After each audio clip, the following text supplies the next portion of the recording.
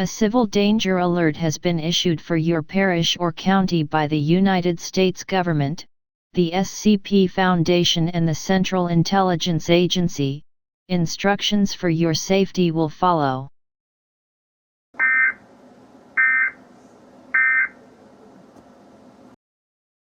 The SCP Foundation has given confirmation that SCP-939 has broken containment and is multiplying rapidly.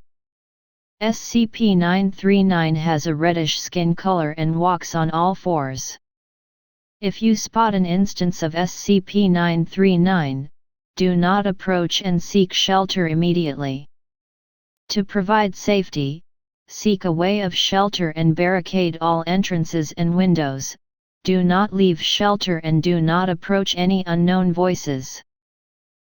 If you hear any voices that sound like a person in distress, or of a member of your family outside of your home or shelter, do not approach.